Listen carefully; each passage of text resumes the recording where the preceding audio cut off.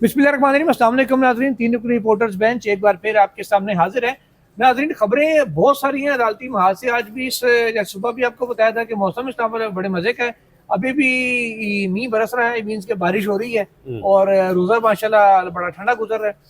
और खबरें ये है नाज़रीन के पाकिस्तान तहरीक इंसाफ ने और जो सुप्रीम कोर्ट के सीनियर दो जजेस हैं, जस्टिस मंसूर अली शाह और जस्टिस मुनीब अख्तर साहब, उनकी जानिब से भी एतराज़ एक उठाया गया था इन्हीं बेंच के लिए जजेस की नामजदगी में कि जनाब अमीनुद्दीन खान साहब कौन होते हैं आके ये कहने वाले कि मुझे ये जज चाहिए।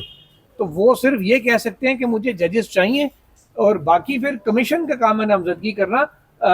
कोई एक बंदा अपनी तरफ से नामजद करके नाम नहीं दे सकता, वो भी विदाउट अप्रूवल ऑफ चेयर या विदाउट प्रियर परमिशन।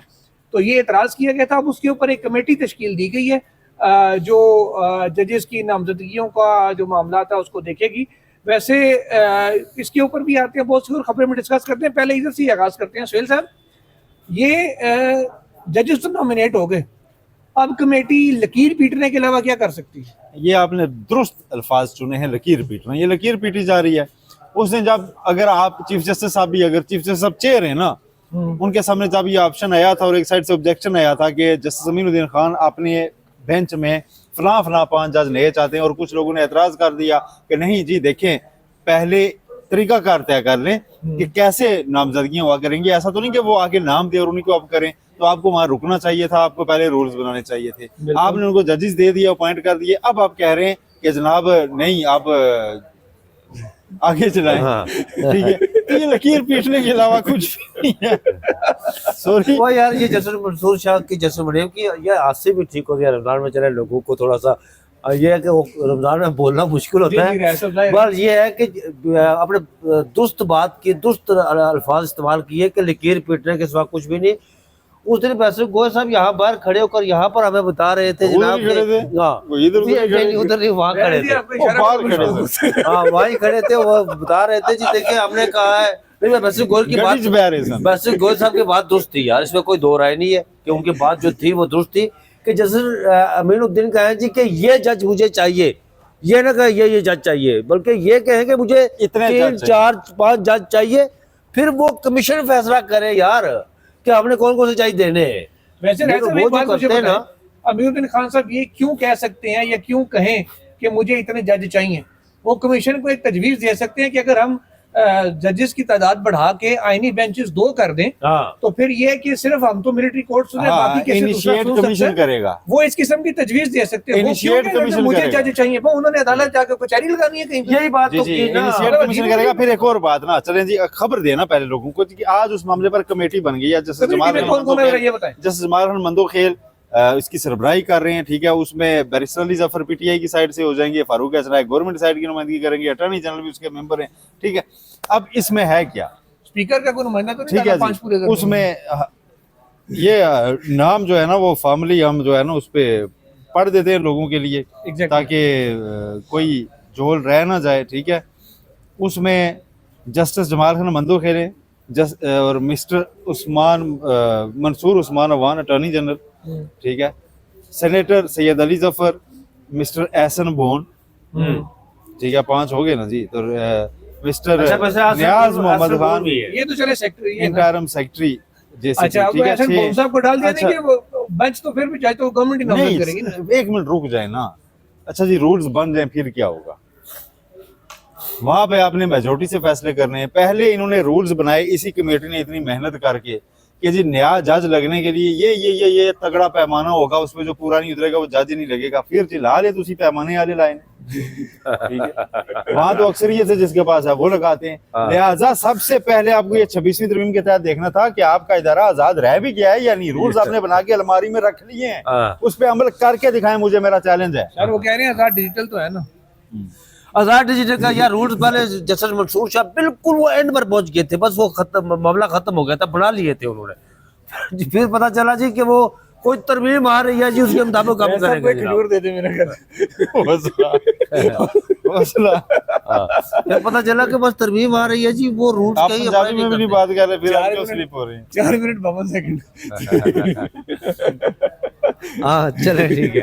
अच्छा जी, अच्छा आगे यार वो अच्छा, आगे अच्छा, अब ये नाज़रीन कमेटी अपनी सिफारिशात को मुरतब करके जुडिशल कमीशन को देगी, जिसमें हुकूमती अक्सरियत एक बार फिर मौजूद है, यानी कि फारूक नाइक साहब एक हो गए और तारड़ साहब अटार्नी जनरल साहब दो हो गए, तीसरे आपके तारड़ साहब कह रहे थे ये जो है एहसन भोन साहब हो गए, तीन ये हो गए, बाकी दो हो ना हो बराबर है। तो अब पता नहीं, अली जफर शायद हो सकता है अकेले हो जाए।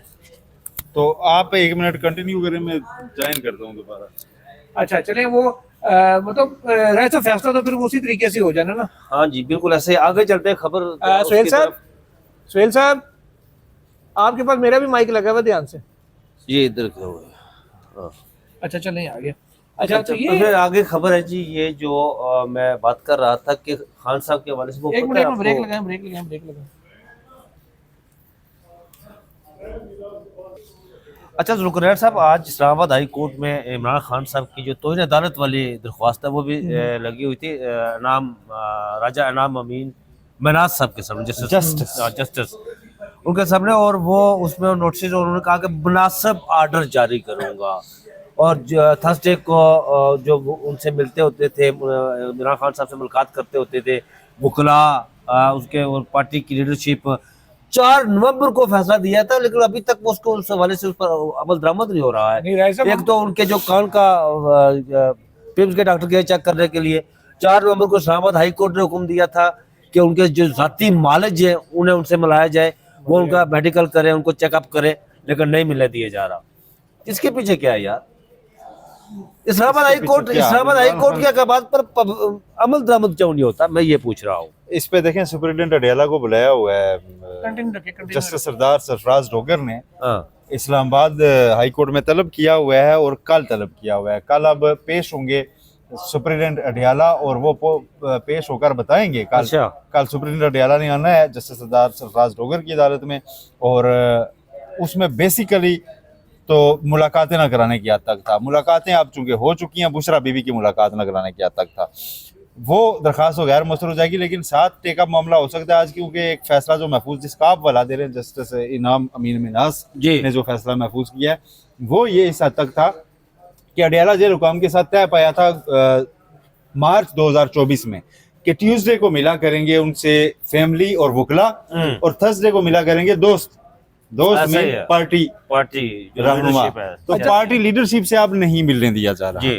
अब ये इस वक्त, और एक मसला है पार्टी लीडरशिप से ना मिलना, दूसरा है जाती मुआलिज तक रिसाई न देना। ये बड़ा, और ये 4 नवंबर को इस्लामाबाद हाई कोर्ट ने दिया था फैसला कि उनके जाती मालिज को इमरान खान साहब से मुलाकात के लिए ले जाए और रिसाई दी जाए, क्योंकि जो जाती मालिज होता है वो बेहतर उनकी मेडिकेशन कर सकता है, देख सकता है, ट्रीटमेंट कर सकता है, उनके मेडिकल हिस्ट्री से उसकी आगाही होती है, लेकिन वहां पर ये बिल्कुल उस पर अमल दरामद होता। अच्छा फिर ये सोहेल साहब ये बताइए मुझे कि यहाँ पर ATC की अदालत ने जो 54 जो पाकिस्तान तहरीक इंसाफ के कारकुनान थे, 24 से 26 नवंबर के बीच में जो केसेस थे यहाँ पर लगे हुए, जब मार्च हुआ तो 24 से 26 नवंबर के बीच में जो मामला हुआ उस पर वो उनके खिलाफ मुख्तलिफ FIR दर्ज हुई यहाँ पर पूरे इस्लामाबाद के थानों में, उन्हें रिलीज कर दिया गया, रिहा कर दिया गया। क्या देखते हैं इस पर? देखें, ये तो एक सिंपल ऑर्डर है यार, इस पे क्या कोई, इसमें कोई चीज ऐसी नहीं है। सिंपली ये तो चल सकता है ऐसे ही।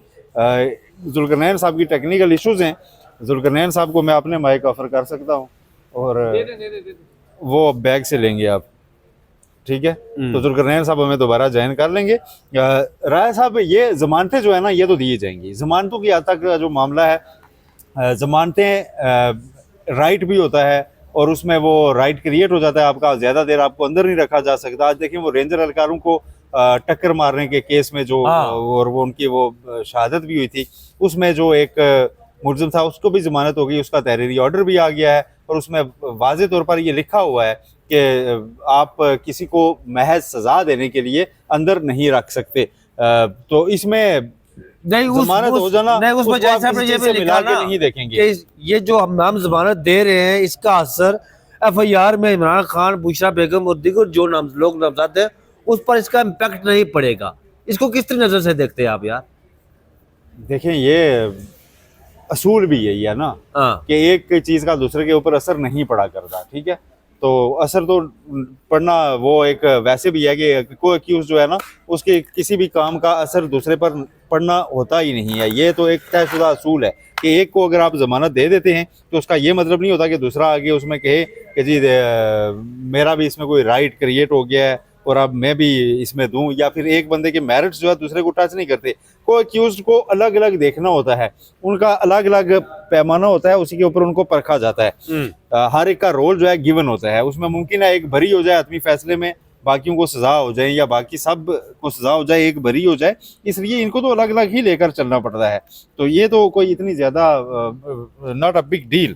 तो ये जो FIR वगैरह पे हुई थी या मामला हुआ था, अच्छा मुझे ये बताइएगा सब एक जो आप राजा इनाम हमीद मिनाज साहब वाले केस का जिक्र कर रहे थे, जी राजा नाम अरे तो वो जो जिक्र होता रहा जस्टिस इनाम मिनहाज साहब वाला, अब देखिए इसमें दो फैसले हैं। एक फैसला जस्टिस आमिर फारूक साहब का है मुलाकात कराने के हवाले से, एक गालिबन है मियां गुल हसन औरंगजेब साहब का, ठीक है, नहीं सरदार जहाज साहब का, सरदार जाजी साहब। हाँ सरदार जहाज साहब। ये इन दो व्यूज के होते हुए कि ये मुलाकातें करवाई जाएं, मेरा ख्याल है कि इनाम साहब डिफरेंट व्यू लेने की पोजीशन में शायद ना हो। लेने को वो ले भी सकते हैं, करने को तो कोई कुछ भी कर सकता है, लेकिन वो लीगली शायद वो इतना डिफरेंट व्यू ना ले सके कि जी कोई मुलाकात नहीं होगी। हाईकोर्ट ऐसा मेरा नहीं ख्याल कि पाबंदी लगा सकती है। तो बहरहाल वो मामला इस तरीके से है। अच्छा आगे चलते हैं, जो 3 जजेस की, आपको सुबह के व्लॉग में बताया था कि 5 जजेस की जो पिटीशन है उसके ऊपर नंबर लगा है, 22 नंबर लगा है, कॉन्स्टिट्यूशन पिटीशन नंबर 22। उससे पहले कॉन्स्टिट्यूशन पिटीशन नंबर 21 है, वो है इस्लामाबाद हाई कोर्ट बार की जानिब से जो दायर की गई थी, और उससे पहले कॉन्स्टिट्यूशन पिटीशन नंबर 20 है, 20 दायर की गई है। वो एक वो क्यूम खान है कि कौन है, सबसे पहले जिनकी दरखास्त आई थी सीनियोरिटी गिलगित के खिलाफ, गिलगित के। तो वो जो दरखास्त है सबसे पहले आई थी, उसको सीरियल वाइज नंबर लगा है, तो जजेस की दरखास्त को सबसे आखिरी नंबर लगा है।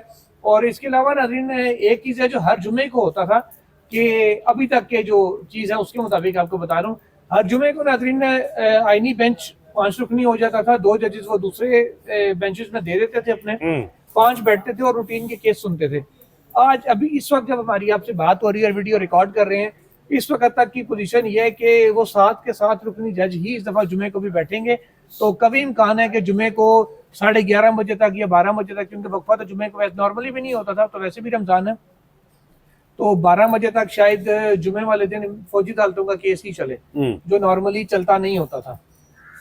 जुम्मे तक आप जाने के लिए इस केस में कुछ बचा है? सर बचा ये है कि कल रिबटल कितना भी लंबा आ जाएगा यार? सर सुने, रिबटल के लिए अभी आपको पता ही नहीं है, मैं अगली बात जो आपको बताने लगा। कल खत्म करेंगे जनाब फैसल सिद्दीकी साहब, उसके बाद आ जाएंगे आबिद जुबैरी साहब।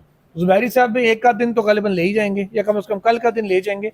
उसके बाद ख्वाजा हारिस साहब ने आने, और ख्वाजा हारिस साहब के जो दलाइल हैं जवाबुल जवाब, वो 1 हफ्ता आराम से। अच्छा। तो ये जाके तकरीबन आप कह लें कि 10वें रमजान के बाद या 15वें रमजान के अराउंड आके ये मिलिट्री कोर्ट का केस किसी पासे लगने की मतलब लेकिन इस दौरान देखें आईनी बेंच दूसरा भी तो तश्कील पा जाएगा ना सर, वहाँ तो बाकी केसेस लगेंगे ना। इसका मतलब 26 तरमीम भी रमजान बेंच में ना, मेरी बात सुने, दूसरे बेंच में जजेस रिप्रेजेंटेशन का केस नहीं लग सकता।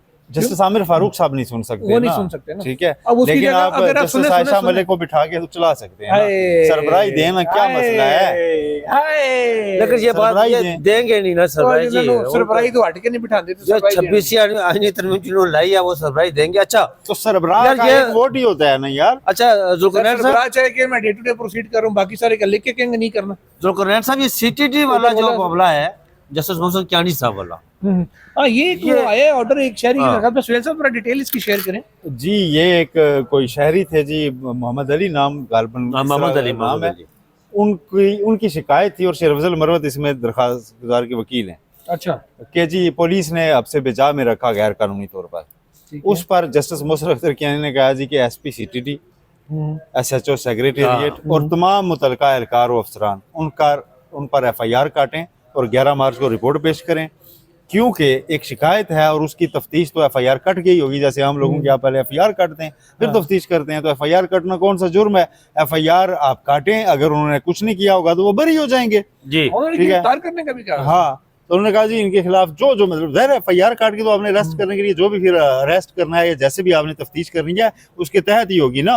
तो वो उन्होंने एक सख्त ऑर्डर जारी वैसे किया है। बात है, अगर राय साहब आप भी बताएं, गिरफ्तारी होती है तो या तफ्तीश होती है तो उनकी गिरफ्तारी भी ऐसी होगी जैसे वो आते हैं पहले 4 चपेड़े मारते हैं उसके बाद बताते हैं नहीं हमको, नहीं, उनकी गिरफ्तारी ऐसी फिर नहीं 4 चपेड़े नहीं, मारेंगे, बताएंगे केस क्या है, नहीं नहीं, उनकी गिरफ्तारी ऐसी फिर नहीं थाने होगी जाके जी। जाके थले पर जमीन पे और बिठाएंगे। नहीं, तो सवाल सारे ये पैदा नहीं होता उनकी गिरफ्तारी वहां पर। यार देखिए, वहां पर जो उनका लीगल था, उनका CTT वालों का अदालत के अंदर मौजूद था, उनका कानूनी मिशीर जो केस लड़ रहा था उसे DSP लीगल उसे इस्तदा की अदालत से जी कि हम GIT बनाएंगे, GIT कमेटी बनाएंगे। और जस्टिस मोहसिन कियानी साहब ने कहा नहीं नहीं, GIT कमेटी क्या बनानी है, उन्होंने कहा जी तीन किस लिए बिठाना है, एक बंदे का काम है ये काम करे बस, जो एक बंदा सामने वही है। IG साहब को भी बुलाया उन्होंने शायद, IG को कहा काफी उनको दे जी और इनके खिलाफ जो FIR काटे, ये बात की है उन्होंने। नहीं, IG साहब को उन्होंने कहा जी अगली डेट पे वो आएंगे और हाँ जी। इस पे रिपोर्ट खुद बताएंगे कि हमने क्या किया। एग्जैक्टली। तो राय साहब आपकी पटारी में कोई और खबर है? नहीं, मेरी पटारी में कोई खबर और नहीं है, लेकिन आपके पास कोई खबर थी, कोई लगे हुए थे आपके कोई इन्फॉर्मेशन लेने के लिए? हाँ, वो कुछ तक मैंने इन्फॉर्मेशन, अच्छा नाज़रीन, उसमें इन्फॉर्मेशन जजेस सीनियरिटी वाला जो मामला डिस्कस कर रहे थे उसमें खबर ये है कि पाकिस्तान तहरीक इंसाफ के चेयरमैन यानी कि इमरान खान, जो जिनको हम TV के ऊपर बानी PTI कहते हैं, यहाँ तो हम नाम ले सकते हैं, इमरान खान साहब जजेस वाले मामले में छलांग मार रहे हैं और इमरान खान साहब की जानिब से पटिशन दायर की जा रही है सुप्रीम कोर्ट में और वो कल या परसों तक वो दरखास्त दायर हो जाएगी सीनियरिटी वाले मामले में। जी अच्छा, ट्रांसफर वो उनका बुनियादी मौकफ ये है कि सीनियरिटी तो बात की बात है, जब ट्रांसफर ही इलीगल है, ट्रांसफर ही ठीक नहीं है, ट्रांसफर नहीं हो सकता तो सीनियरिटी तो बड़ी बात की चीज़ है। उनका ये मेन जो इस्तदा खान साहब की इसमें ही होगी और कल या परसों ये पटिशन दायर हो जाएगी, क्योंकि 3 वकालतनामे साइन होने के लिए उनके पास गए थे, जिनमें से साइन होके कुछ आना शुरू हो गए। एक वकालतनामा तो पहुंच चुका है मुतलका वकील को, दूसरा गालिबन कल तक आ जाएगा। पटिशन तैयार पड़ी है, वो वकालतनामा साथ अटैच होगा, क्योंकि अब तो जेल से अटैच होकर आता है, उसके ऊपर सुप्रीटेंडेंट की स्टैंप होती है जिसके बाद वो लीगल हैसियत इख्तियार करता है। तो अब इमरान खान साहब की तरफ से भी ये दरखास्त आ जाएगी कि इस्लामाबाद हाई कोर्ट में जो जजेस की ट्रांसफर हुई है ये कानून और आइन के मुताबिक नहीं हुई, तो इससे वो आएगी तो मेरे ख्याल है उसको शायद लग जाए कॉन्स्टिट्यूशन पटिशन नंबर 23। ऐसा ही है। फिर एक खबर आजकल सोशल मीडिया पे उड़ी हुई है कि खैबर पख्तूनख्वा हुकूमत ने मखदूम अली खान की और इन वकला की खिदमात हासिल की और करोड़ों रुपया दे दिया है, कुछ इस तरह 5 करोड़ की बात की जा रही है। वो खैर उसका तो अभी कंफर्मेशन होना बाकी है। तो यहाँ जो वकालतनामे साइन हो रहे हैं वो कोई सस्ते हैं महंगे हैं? सर मेरा ख्याल है इस्लामाबाद में जो है वो तो शुएब शाहीन साहब के, ये जो जिस पटिशन का मैं जिक्र कर रहा हूँ ये गालिबन शुएब शाहीन साहब के हिस्से में आ रही है, तो यह हो सकता है शुएब साहब अपने साथ किसी सीनियर को हामिद खान साहब वगैरह को अटैच कर लें, लेकिन जो वकालतनामा साइन हो रहा है वो मेरा ख्याल है ये शुएब साहब के लिए हो रहा है। एक दफ़ा PTI वाले हौसला पकड़ें और किसी केस में, किसी बड़े केस में मखदूम अली खान, ख्वाजा अरस या किसी को एक दफ़ा दोबारा खड़ा करें इनके केसेस में। लेकिन ये कॉन्स्टिट्यूशनल मैटर है तो मेरा ख्याल है नहीं, उसकी मैं ये नहीं कह रहा, कि हामिद खान साहब, ये शुएब शाहीन साहब उसमें खुदा न खास्ता वो नहीं है। मेरा पॉइंट सुन लेना, एक्सपर्टीज इसमें मखदूम अली खान साहब की ज्यादा है। मेरा पॉइंट सुन लेना, मेरा पॉइंट ये है कि कोई भी ऐसा वकील जिसका ताल्लुक पाकिस्तान तहरीक इंसाफ से है, वो जब अदालत में पेश होता है उसे PTI के रहनुमा के तौर पे जजेस ज्यादा देखते हैं और वकील के तौर पे कम देखते हैं, तो इससे नुकसान हो रहा है। इसमें जो लीड आर्गूमेंट्स होंगे ना, जो लीडिंग रोल होंगे इस तमाम केसेस के अंदर, चारों पटिशन्स में, वो मुनीर मलिक साहब के होंगे, उनके बाद सलाउद्दीन साहब आएंगे और शुएब शाहीन साहब कोई चीज़ रह गई तो उसको गालिबन ऐड करेंगे। मेन तो चीज़ें वही जो हैं वो मुनीर मलिक साहब के आर्गूमेंट्स होंगे। चले, अब तक के लिए नाज़रीन इतना ही, हमें दीजिए इजाज़त, अपना बहुत सारा ख्याल रखिएगा। अल्लाह हाफिज़।